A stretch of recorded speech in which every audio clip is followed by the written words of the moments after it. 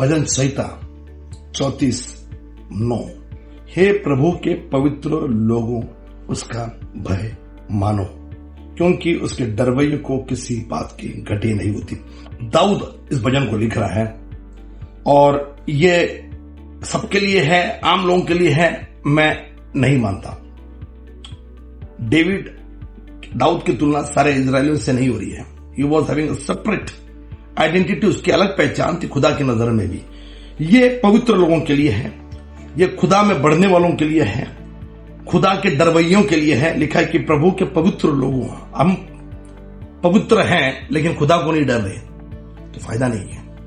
आज सेवकों के लिए, विश्वासियों के लिए, बाइबल खुदा का वचन पढ़ने वालों के लिए, जिनको लग रहा है कि मैं होली कम्युनियन लेता हूं, मैं होली स्पिरिट से भरा हुआ हूं, मैं पवित्र हूं, तो प्रभु को डरो और इसका फायदा है।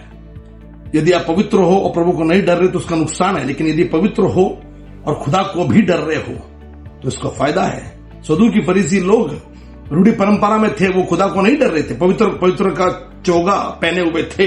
लेकिन आज दाऊद के जरिए प्रभु कहना चाह रहा है, इफ यू आर होली, आप पवित्र हो, खुदा का भय मानो, क्योंकि लिखा है कि उसके डरवे को किसी बात की घटी नहीं होगी। आज प्रभु मुझे सेवकों के लिए बोझ दे रहा है, विश्वासियों के लिए बोझ दे रहा है, और प्रभु कह रहा है कि आपको किसी बात की घटी नहीं होगी। मुझे मालूम है दर्शन बड़ा है, मुझे मालूम है जरूरतें बहुत है, मुझे मालूम है सेविकाई के दरमियान आप अपना काम नौकरी भी कर रहे हैं, लेकिन सेविकाई भी यदि कर रहे होंगे, फिर भी प्रभु कहता है आपको किसी बात की कमी घटी नहीं होगी। याद होगा अलीशा, नाला करीद का सूख गया, पानी सूख गया, तो विधवा के घर उसको पानी पिलाया गया।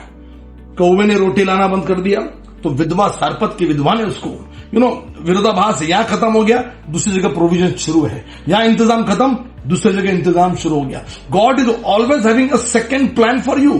प्रभु के पास आपके लिए दूसरी योजना रेडी रहती है। यदि प्रभु के डरवैये हो, प्रभु के सेवक हो, और अलीशा के लिए दूसरी योजना बिल्कुल तैयार थी, बिल्कुल पानी और उसके लिए रोटी तैयार थी। आज मैं आपसे कहना चाह रहा हूं कि प्रभु आपके लिए कह रहा है कि आपको कोई घटी नहीं होगी। यदि यहोवा आपका चरवा है, कोई घटी नहीं होगी। प्रभु के डरवैयों घटी नहीं होगी। ये प्रभु का वचन आपके लिए आ रहा है।